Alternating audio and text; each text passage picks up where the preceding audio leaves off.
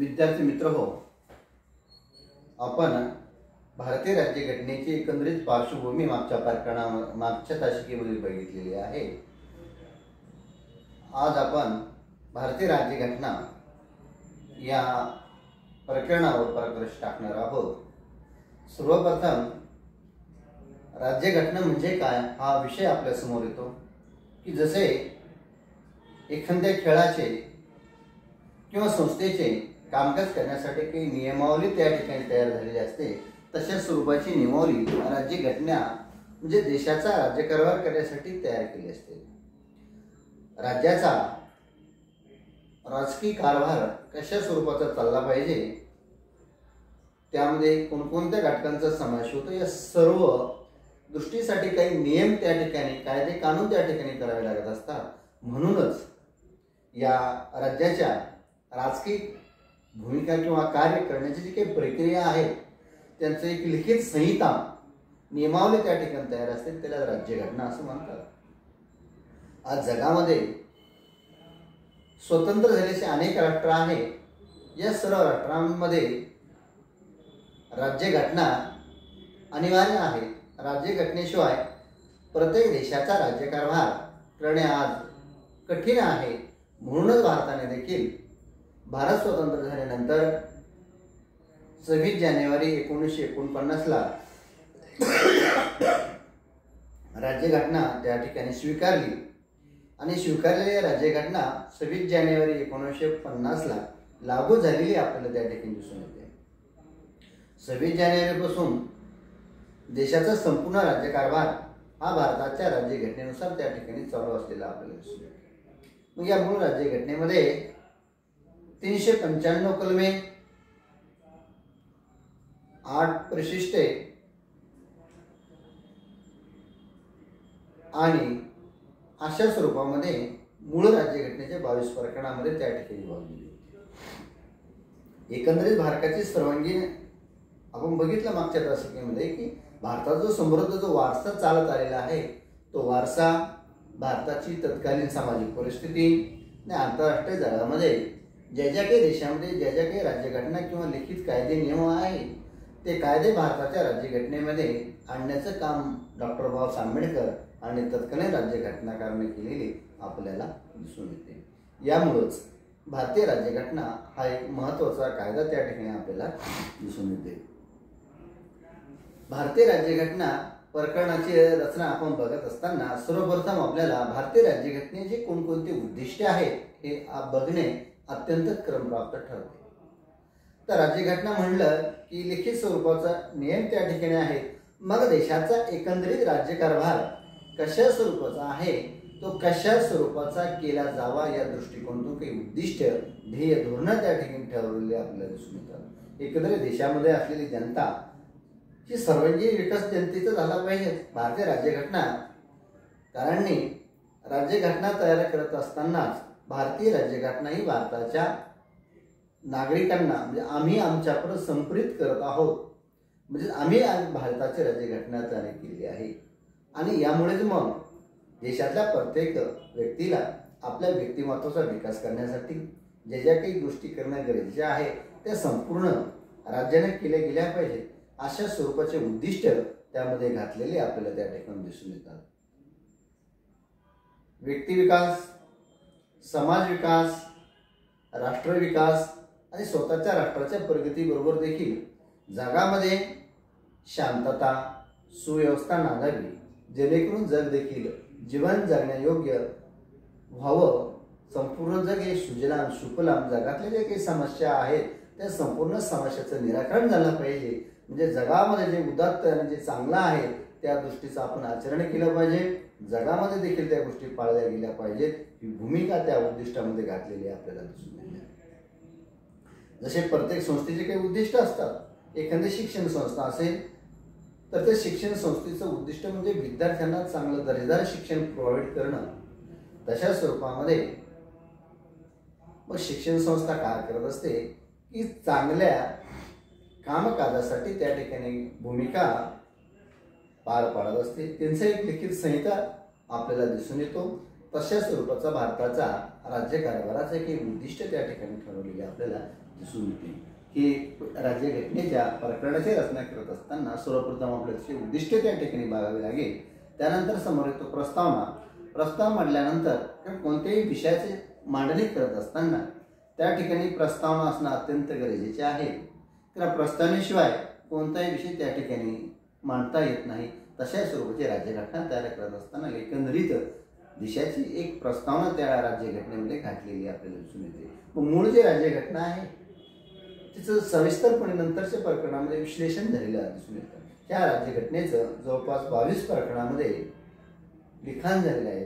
395 कलम त्या ठिकाणी मांडलेले आहे. 8 परिशिष्ट असे विस्तरित लेखन त्या ठिकाणी भारतीय राज्यघटनेचं केलेलं आहे. भारतीय राज्यघटना 22 कलमामध्ये राज्य म्हणजे काय इथून सुरुवात होऊन सनी व्यक्तीचं राज्याचे प्रत्येकाचे हक्क त्या ठिकाणी राज्यघटनेमध्ये त्या ठिकाणी लिहिलेले आहेत. नंतरच्या दशकेमध्ये आपण भारतीय राज्यघटना बघत असताना त्याच्या वैशिष्ट्यांचा देखील अभ्यास करणार आहोत. त्या वैशिष्ट्यामध्येच भारताच्या राज्यघटनेचे एकंदरीत स्वरूप आणि आवाका किंवा व्याप्ती आपल्याला लक्षात आल्यावर राहत नाही. म्हणूनच भारतीय राज्यघटनेचा आहे देखील एक आहे प्रकरणाचा विस्तार करत असताना राज्यघटनेची जी काही वैशिष्ट्ये आहेत त्या वैशिष्ट्यांचा देखील विचार करणं आपल्याला गरजेचे होणार आहे. त्यानंतरचा प्रश्न येतो आपला की भारतीय राज्यघटनेचं तत्वज्ञान कशा स्वरूपाचं त्या ठिकाणी मांडलेलं आहे हे भारताच्या राज्यघटनेच्या वैशिष्ट्यांचा विचार केल्यानंतरच आपल्याला लक्षात येतं. आपण बघतोय भारतात एक स्वतंत्र सार्वभौम गणतंत्र निर्माण करणे हे भारताचं उद्दिष्ट आहे. भारताचा एक स्वतंत्र सार्वभौम आणि गणतंत्र निर्माण करणे. भारत कसा आहे स्वतंत्र आहे, स्वतंत्र राज्य आणि ते राज्य केवळ स्वतंत्रच नाही तर कशा स्वरूपाचं राज्य आहे ते सार्वभौम त्या ठिकाणी असला पाहिजे. भारताला स्वतःचे निर्णय घेण्याचे हक्क असला पाहिजे. जगातील कोणतेही राष्ट्र भारताच्या बाजूने निर्णय घेणार नाही. आपण बघितलं 1947 पूर्वी भारत हा काय होता ब्रिटिशांची गुलाम म्हणून होता. पहिल्या महायुद्धाच्या वेळेस ब्रिटिशांनी भारताला न विचारता काय केलेलं होतं की त्या महायुद्धामध्ये उडलेलं होतं. म्हणजे परस्पर निर्णय त्या ठिकाणी घेतलेला होता कारण भारत हा पारतंत्र्यामध्ये होता. परंतु आज तसं होत नाही कारण भारत एक स्वतंत्र राष्ट्र आणि सार्वभौम आहे. स्वतःचे निर्णय स्वतंत्र घेतात. जगामध्ये कोणत्या गटात सहभागी व्हायचं कोणत्या नाही हे भारत स्वातंत्र्य बघितलं आपण. पंडित जवाहरलाल नेहरूने दोन्ही गटामध्ये सहभागी होता. स्वतंत्र भूमिका त्या ठिकाणी घेतली. त्याला सार्वभौमत्व म्हणतात.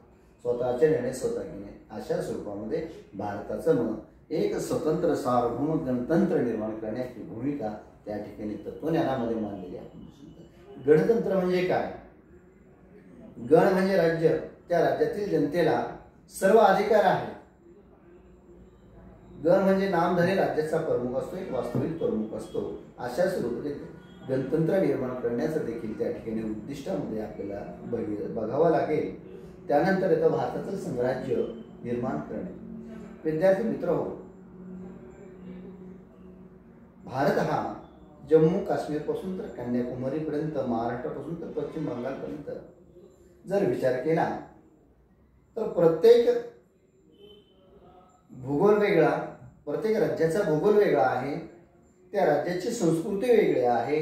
तेथील लोकांचे राहणीमान वेगळं आहे, पेहराव वेगळा आहे, खाण्याच्या चालीरीती पद्धती सगळ्या वेगळ्या आहेत.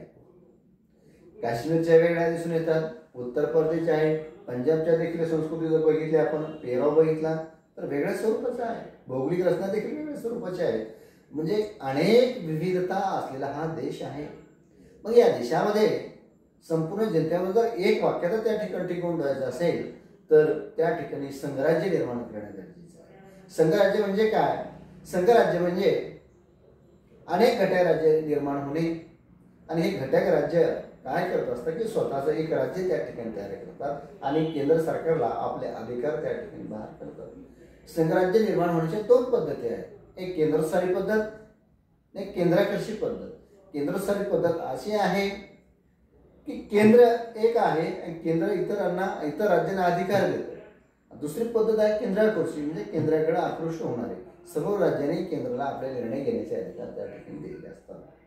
यापैकी भारत जर संघराज्य बघायचं असेल तर ते केंद्रस्थानी पद्धतीने निर्माण झालेलं राज्य आहे. आणि भारत हे संघराज्य निर्माण करणं गरजेचं होतं. कारण भारतात आपण बघितलं अनेक विविधता असलेला देश आहे. हा लोकांचं वर्तन, वागणं, विचार पद्धती, शिक्षण पद्धती सगळ्या वेगवेगळ्या आहेत. मग यांच्यामध्ये जर एक राज्य सुसंवादपणे सुसंस्कारितपणे चालायचं असेल तर त्या राज्याचं संघराज्य निर्माण होणं गरजेचं आहे. म्हणून आपण अमेरिकेच्या धर्तीवर, कॅनडाच्या धर्तीवर संघराज्य त्या ठिकाणी निर्माण केलेलं आपल्याला दिसून येते. केंद्राची सत्ता वेगळी आहे, राज्याची देखील सत्ता वेगळी आहे. अशा स्वरूपामध्ये भारताचं संघराज्य हे निर्माण झालेलं आपल्याला दिसून येतात. त्यानंतर जनतेचे सार्वभौमत्व जाहीर करणे, बरोबर. कारण भारताची जनता ही सार्वभौम आहे. भारताच्या जनतेला स्वतःचे निर्णय स्वतः घेता आले पाहिजे. ही राज्यघटना निर्माण केली. कोणी केली?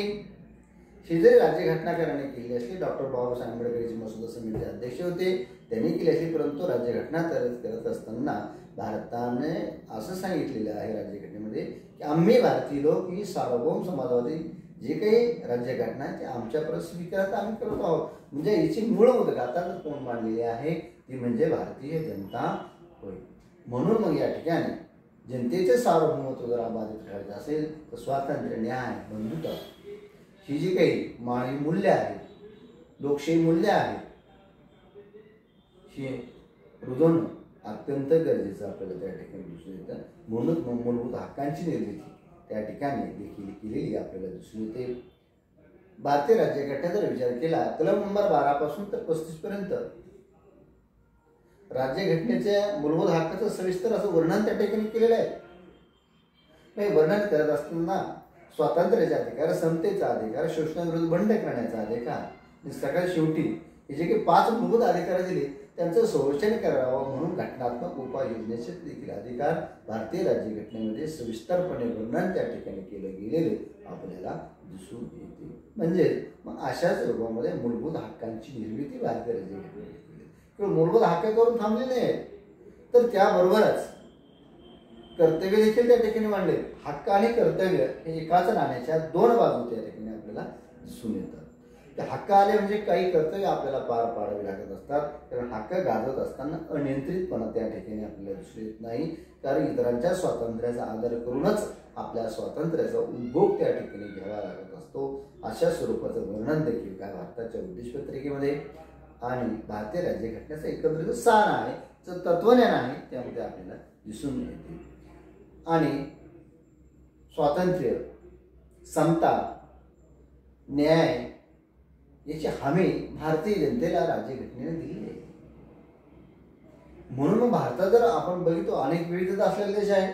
भारतामध्ये गरीब आहे, श्रीमंत आहेत, मध्यमवर्गीय म्हणजे विविधता आहे. मग यांच्यामध्ये कुठेतरी सुवर्णमध्ये साधला पाहिजे. म्हणजे आरक्षणाची भूमिका आहे. मूळ जी गाभा आहेत की जो मागासलेला पिछाडलेला वर्ग आहे त्याला विकसित वर्गाच्या बरोबर आणणं ही आरक्षणाची तत्व त्या ठिकाणी आहे. म्हणजेच काय की स्वातंत्र्य, समता, न्यायाची धर्म लोकांना त्या ठिकाणी देण्याचं काम भारतीय राज्यघटनाकारांनी केलेलं आपल्याला दिसून येतं.